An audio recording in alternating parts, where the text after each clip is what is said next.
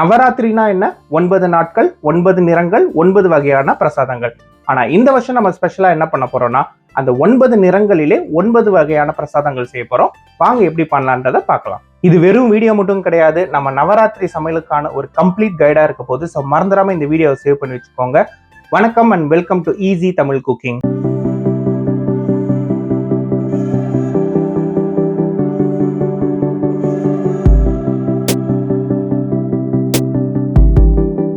டே 1 white colour. So white கலர்னாலே உங்களுக்கு கண்டிப்பா தெரிஞ்சிருக்கும், நம்ம பாயசம் தான் பண்ண போறோம். ஸோ ஈஸியான ஒரு சேமியா பாயசம் எப்படி செய்யலான்றத பார்க்கலாம். ஸ்டவ் பற்ற வச்சுட்டு 2 டேபிள் ஸ்பூன் நெய், முந்திரி கொஞ்சம் போட்டுட்டு நல்லா வறுக்க ஆரம்பிச்சிடலாம். முந்திரி இந்த மாதிரி பொன்னிறமா வந்ததுக்கு அப்புறமா ஸ்டவ் ஆஃப் பண்ணிட்டு திராட்சை ஆட் பண்ணிக்கோங்க. இல்லைன்னா திராட்சை வந்து அந்த கருந்துரும். இப்போ தனியாக எடுத்து வச்சிடலாம்.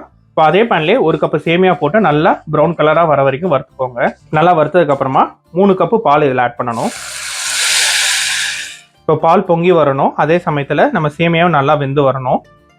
ஒரு 5லேருந்து 10 நிமிஷம் அப்படியே மீடியம் ஃப்ளேம்லேயே விடுங்க. பால் இப்படி பொங்கி வரும்போது 1 கப் சர்க்கரை, கூடவே கொஞ்சம் உப்பு. சேமியா வெந்துருச்சா இல்லையான்னு பார்க்கறதுக்கு கொஞ்சமாக இந்த சேமியாவை எடுத்து இது மாதிரி விரல நசுக்கி பார்த்தீங்கன்னா வெந்துருச்சா இல்லையான்னு தெரியும். கடைசியாக கொஞ்சமாக பச்சைக்கற்பூரம் ஆட் பண்ணிவிட்டு தட்டி வச்ச ஏலக்காய். இப்போ லாஸ்ட்டாக நம்ம வறுத்து வச்சிருக்க முந்திரி திராட்சை. அவ்வளோதான், பார்த்தீங்கன்னா நம்ம சேமியா பாயசம் ரெடி ஆயிடுச்சு.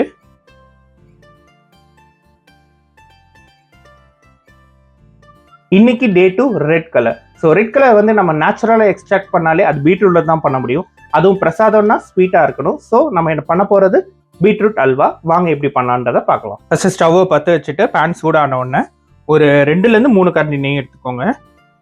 நெய் சூடானோடனே கொஞ்சம் முந்திரியை வறுத்து எடுத்துக்கலாம். முந்திரி நல்லா பொன்னிறமாக வந்தோடனே தனியாக ஒரு பவுல் எடுத்து வச்சுருங்க. அதே நெய்யில் துருவன பீட்ரூட் 1 கப்பு. பீட்ரூட் நல்லா பச்சை வாசனை போகிற வரைக்கும் நல்லா வறுத்துக்கலாம். நம்ம பீட்ரூட் எடுத்த அந்த கப்பில் ஒரு 1லேருந்து 1.5 கப்பு பால் ஆட் பண்ணி நல்லா கொதிக்க வைங்க. இப்போ 10 நிமிஷம் ஆயிருக்கு. இப்போ இதோட பதத்தை பாருங்க. நல்லா அந்த ஊறுகாய் மாதிரி சொல்லுவாங்களே அந்த பதமாக நல்லா வந்திருக்கும் மையா. இப்போ 1/2 கப்பு சர்க்கரை ஆட் பண்ணிட்டு நல்லா மிக்ஸ் பண்ணிக்கோங்க. இந்த ஸ்டேஜில் கொஞ்சம் ஏலக்காய் பொடி, கொஞ்சம் உப்பு, வாசனைக்கு கொஞ்சம் ரோஸ் வாட்டர். அவ்வளோதான். இதை நல்லா மிக்ஸ் பண்ணிட்டு தண்ணிலாம் வற்றி போய் நல்லா அல்வா பதம் வர வரைக்கும் கிண்டிக்கோங்க. இப்போ ஒரு 5 நிமிஷம் ஆயிருக்கு. இப்போ பார்த்தீங்கன்னா நல்லா அந்த அல்வா பதம் வந்துடுச்சு. இப்போ ஸ்டவ் ஆஃப் பண்ணிட்டு நம்ம வறுத்து வச்சிருக்க முந்திரி ஆட் பண்ணிடுங்க. அவ்வளோதான், ரொம்ப ஈஸியான மெத்தட்லயே நம்ம பீட்ரூட் அல்வா ரெடி ஆயிடுச்சு.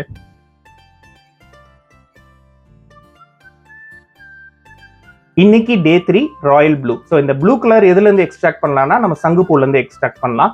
ஸோ அந்த சங்குப்பூவை வச்சு எப்படி நம்ம கலர் எடுத்து ஒரு அருமையான ரவா லட்டு செய்யலான்றதை பார்க்கலாம்.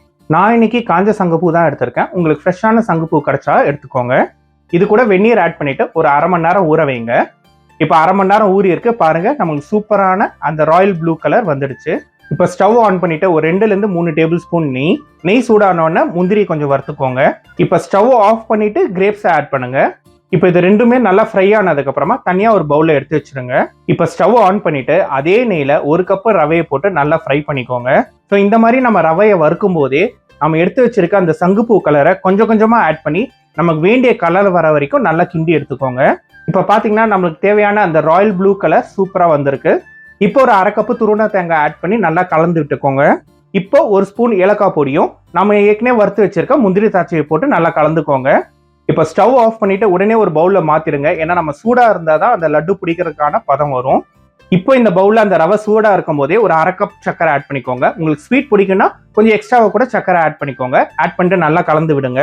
இப்போ கொஞ்சம் கொஞ்சமா பால் ஆட் பண்ணி நீங்க அந்த ரவுண்ட் பிடிக்க ஆரம்பிச்சிருங்க. ஸோ கொஞ்சம் வெது வெதுன்னு இருந்தாதான் இந்த மாதிரி கரெக்டா பிடிக்க வரும். இப்போ பாத்தீங்கன்னா நம்ம சங்குப்பூ ரவா லட்டு சூப்பரா ராயல் ப்ளூ கலர்ல ரெடி ஆயிடுச்சு. இன்னைக்கு வந்து டே 4 எல்லோ. எல்லோனாலே லெமன் சாதம் தான். அந்த லெமன் சாதம் எப்படி ரிச்சா ரொம்ப டேஸ்டா செய்யலான்றத பார்க்கலாம். ஸ்டவ்வை பற்ற வச்சுட்டு நல்லெண்ணெய் 2லேருந்து 3 டேபிள் ஸ்பூன். எண்ணெய் சூடானதும் ஒரு 1 டேபிள் ஸ்பூன் அளவு கடுகு, 1 டேபிள் ஸ்பூன் பெருங்காயம், உளுத்தம்பருப்பு 1 டேபிள் ஸ்பூன், கடலைப்பருப்பு 2 டேபிள் ஸ்பூன். இதை நல்லா கிளறி விட்டுருங்க. நல்லா வறுத்ததுக்கு அப்புறமா கொஞ்சம் முந்திரி, கொஞ்சம் வேர்க்கடலை, 2 இல்லை 3 பச்சை மிளகா காரத்துக்கு ஏற்ப, கருவேப்பிலை கொஞ்சம், காஞ்ச மிளகா காரத்துக்கு ஏற்ப. மஞ்சத்தூள் கொஞ்சம், இதை எல்லாத்தையும் நல்லா கிளறி விட்டுருங்க. இப்போ ஸ்டவ் ஆஃப் பண்ணிட்டு ஒரு 2 மீடியம் சைஸ் லெமனோட ஜூஸ் ஆட் பண்ணிக்கோங்க. கடைசியா 1 டேபிள் ஸ்பூன் அளவு உப்பு நல்லா சேர்ந்து கலந்துட்டு இதை எடுத்து வச்சுக்கோங்க. இதை தான் நம்ம வந்து சாதத்துல போட்டு மிக்ஸ் பண்ணுவோம். அவ்வளவுதான், நம்ம லெமன் ரைஸ்க்கான அந்த சாறு ரெடி ஆயிடுச்சு. இதை வந்து நம்ம ரைஸ்ல போட்டு மிக்ஸ் பண்ண வேண்டியதுதான். கொஞ்சம் வெது வெதுன்னு இருக்க சாதத்துல நம்ம ரெடி பண்ணியிருக்க லெமனை கொஞ்சம் கொஞ்சமா போட்டு மிக்ஸ் பண்ணிக்கோங்க. கடைசியா தேவைப்படுற அளவு உப்பு ஆட் பண்ணிக்கோங்க. ஃப்ரெஷ்ஷான கொத்தமல்லி ஆட் பண்ணிக்கலாம். இப்போ எல்லாத்தையும் கலந்து விட்டுக்கோங்க. அவ்வளோதான், நம்ம லெமன் சாதம் ரெடி. இன்னைக்கு டே 5 கிரீன் கலர் இருக்கிற பிரசாதத்திலே இந்த பிரசாதம் தான் ரொம்ப ஈஸியான பிரசாதம். வேற எதுவுமே இல்லை, பச்சை பட்டாணி சுண்டல். நம்ம பீச்ல தர அளவுக்கு ரொம்ப டேஸ்டியான பச்சை பட்டாணி சுண்டல் வீட்டிலே எப்படி செய்யலாம்ன்றத பார்க்கலாம். ஸோ நம்ம பட்டாணி சுண்டலை வந்து ஒரு 6லேருந்து 8 மணி நேரம் ஊற வச்சு எடுத்துக்கோங்க. ஸோ இதை குக்கரில் வந்து 1லேருந்து 1.5 கப்பு தண்ணி ஊற்றி அதை நல்லா வேக வச்சு எடுத்துக்கோங்க. இப்போ ஸ்டவ் ஆன் பண்ணிட்டு ஒரு 2 டேபிள் ஸ்பூன் எண்ணெய் ஊற்றிக்கோங்க. எண்ணெய் சூடானோன்னா ஒரு 1 டீஸ்பூன் கடுகு, ஒரு 2லேருந்து 3 காஞ்ச மிளகா, கொஞ்சம் கருவேப்பிலை இலை, கொஞ்சம் பெருங்காயம். இப்போ இதெல்லாம் சேர்த்து நல்லா ஃப்ரை பண்ணிக்கோங்க.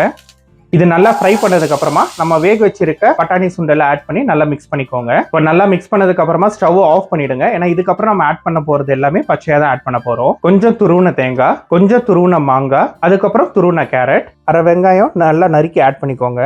கடைசியா கொஞ்சம் கொத்தமல்லி. இப்போ இதெல்லாம் நல்லா இந்த மாதிரி மிக்ஸ் பண்ணிட்டீங்கன்னா நம்ம பச்சை பட்டாணி சுண்டல் ரெடி. இப்போ நிறைய பேர் வீட்டுக்கு வராங்கன்னா இதுதான் உங்களுக்கு ஒரு காஸ்ட் எஃபெக்டிவான ஒரு ஆப்ஷன். இன்னைக்கு டே 6 ப்ரௌன் கலர். ஸோ ப்ரௌன் கலர்னோடனே நம்ம சக்கரை பொங்கல் தான் பண்ண போறோம்னு நினைப்பீங்க. ஆனால் நம்ம அது பண்ண போறது இல்லை. நம்ம கொஞ்சம் ஸ்பெஷலா ஒரு அப்பத்துல வாழைப்பழத்தை இன்ஃபியூஸ் பண்ணி எப்படி நம்ம சூப்பரா பண்ணலான்றத பார்க்கலாம். பேன் சூடானோடனே ஒரு கப்பு வெல்லம் ஆட் பண்ணிக்கோங்க. இப்போ அதே அளவு தண்ணியை ஆட் பண்ணி நம்ம வெல்லத்தை நல்லா கரைச்சி எடுத்துக்கோங்க. ஸோ வெல்லம் வந்து தண்ணியில கரைஞ்சா மட்டும் போதும், அந்த பாகு பதம்லாம் எடுக்கணும்னு அவசியம் இல்லை. இப்போ பாத்தீங்கன்னா வெல்லம் வந்து நல்லா தண்ணியில கரைஞ்சிருச்சு. வெள்ளத்தை வந்து தனியாக ஒரு ஃபில்டர் பண்ணி ஒரு பவுலில் தனியாக எடுத்து வச்சுருங்க. ஸோ நம்ம அப்பத்துக்கு வேண்டிய அந்த மாவு வந்து மிக்சி ஜாரில் தான் ரெடி பண்ண போகிறோம். ஸோ அதுக்கு மிக்சி ஜாரில் வந்து 1 கப்பு கோதுமை மாவு எடுத்துக்கோங்க, 1 டேபிள் ஸ்பூன் ஏலக்காய் பவுடர், அடுத்து ஒரு அரை வாழைப்பழத்தை ஆட் பண்ணிக்கலாம். அடுத்தது நம்ம எடுத்து வச்சிருக்க அந்த வெல்லம் வந்து கொஞ்சம் சூடாக இல்லாமல் பார்த்துக்கோங்க. அப்படி இல்லைன்னா நீங்கள் அரைக்கும் போது ஜார்லேருந்து பொங்கி வர ஆரம்பிச்சிடும். ஸோ பார்த்தீங்கன்னா நம்ம மாவு சூப்பராக ரெடி ஆயிடுச்சு. ஸோ இந்த மாதிரி எடுக்கும் போது பார்த்தீங்கன்னா அந்த கன்சிஸ்டன்சி பார்த்துக்கோங்க. ரொம்ப தனியாகவும் இல்லை, ரொம்ப திக்காகவும் இல்லை. ஸோ இந்த பதம் வரணும். இப்போ ஒரு பாத்திரத்தில் எண்ணெய் எடுத்து எண்ணெய் நல்லா சூடான உடனே ஒரு குழிக்கரண்டியோ இல்லை ஒரு ஸ்பூனோ வச்சு நம்ம அப்பத்தை போட்டு எடுக்க வேண்டியது தான். ஸோ ஒரு பக்கம் நல்லா வெந்ததுக்கு அப்புறமா திருப்பி போட்டுக்கோங்க. ஸோ பார்த்தீங்கன்னா நம்ம ஸ்பெஷலாக வாழைப்பழத்தை யூஸ் பண்ணி ஒரு சூப்பரான ப்ரௌன் கலர் அப்பம் ரெடி பண்ணியாச்சு. இன்னைக்கு டே 7 ஆரஞ்சு கலர். ஸோ ஆரஞ்சு கலர்னாலே எல்லாருக்கும் தெரியும் நம்ம கேசரி தான் பண்ண போறோம். ஆனால் எப்பவுமே ரெகுலராக பண்ணாமல் அந்த கல்யாணத்துலலாம் வைப்பாங்கல்ல அந்த மாதிரி ஒரு ஃப்ளேவர், அந்த டேஸ்ட் ப்ளஸ் அந்த மணமணலான அந்த கன்சிஸ்டன்சியோட எப்படி ஈஸியாக பண்ணலான்றதை பார்க்கலாம். ஃபர்ஸ்ட் 2 ஸ்பூன் நெய் எடுத்துக்கோங்க, 1 ஸ்பூன் எண்ணெய், 1 கப்பு ரவை ஸ்லோவில் வச்சு நல்லா ஃப்ரை பண்ணிக்கோங்க. 1 கப்பு ரவைக்கு வந்து 2 கப்பு சர்க்கரை, அதே கப்பில் 3 கப் அளவு தண்ணி. நல்லா கிளறிண்டே இருங்க திக்காகாம. இப்போதான் நம்மளுக்கு கேசரி வந்து நல்லா மணலாக வரும். ஆரஞ்சு கலர் பொடியை நல்லா தண்ணியில் ஆட் பண்ணிட்டு நான் ஆட் பண்ணியிருக்கேன். ஒரு அரை ஸ்பூன் அளவு ஆட் பண்ணியிருக்கேன். நீங்கள் கலருக்கு ஏற்ற மாதிரி ஆட் பண்ணிக்கோங்க. ஏலக்காய் பவுடர் 1 சிட்டிகை, கொஞ்சம் உப்பு மேலே ஆட் பண்ணிக்கோங்க. ஸோ இந்த மாதிரி கொதி வரும்போது நல்லா அந்த கன்சிஸ்டன்சி பதம் வரணும். ஸோ அந்த கன்சிஸ்டன்சி வர வரைக்கும் நல்லா கிளறிண்டே இருங்க. 1 ஸ்பூன் எண்ணெய் ஆட் பண்ணிக்கோங்க. இதுதான் வந்து நம்ம வந்து நல்லா மணலாக வர்றதுக்கான ஒரு சீக்ரெட் ரெசிபி மாதிரி. இப்போ மறுபடியும் ஒரு 2 டேபிள் ஸ்பூன் நெய். அவ்வளோதான், எல்லாத்தையும் நல்லா கலந்து விட்டுக்கோங்க. பார்த்தீங்கன்னா நல்லா நம்ம கேசரி அந்த மணலாக வர ஆரம்பிச்சிருச்சு. இப்போ கடைசியாக கொஞ்சம் டூட்டி ஃப்ரூட்டி. அவ்வளோதான், நம்ம ஆரஞ்சு கலர் கேசரி ரெடி ஆயிடுச்சு.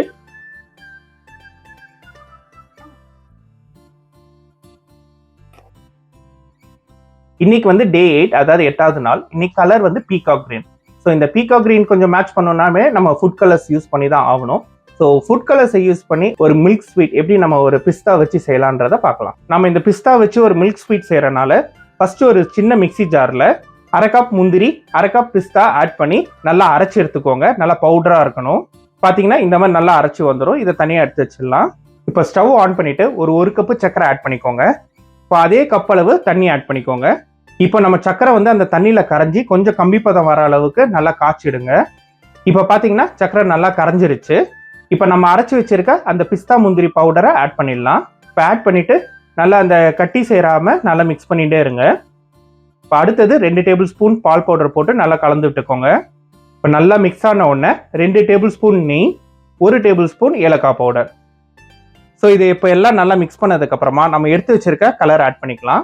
ஸோ நம்ம பீகாக் கிரீன் கலர் வந்து ஸ்ட்ரெயிட்டாக கிடைக்காது. அதனால நான் என்ன பண்ணியிருக்கேன்னா 2 ஸ்பூன் ப்ளூ கலரும் 1 ஸ்பூன் கிரீன் கலரும் மிக்ஸ் பண்ணிங்கன்னா நம்மளுக்கு அந்த பீகாக் கிரீன் கலர் கிடச்சிரும்.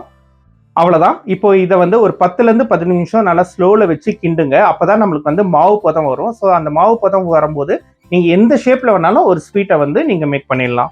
ஸோ நான் இன்னைக்கு வந்து இதை ரவுண்ட் பிடிச்சி நடுவில் பாதாம் வச்சு டெக்கரேட் பண்ணியிருக்கேன். அவ்வளோதான். பீகாக் கிரீனில் ஒரு அருமையான மில்க் ஸ்வீட் இன்னைக்கு ரெடி ஆயிடுச்சு.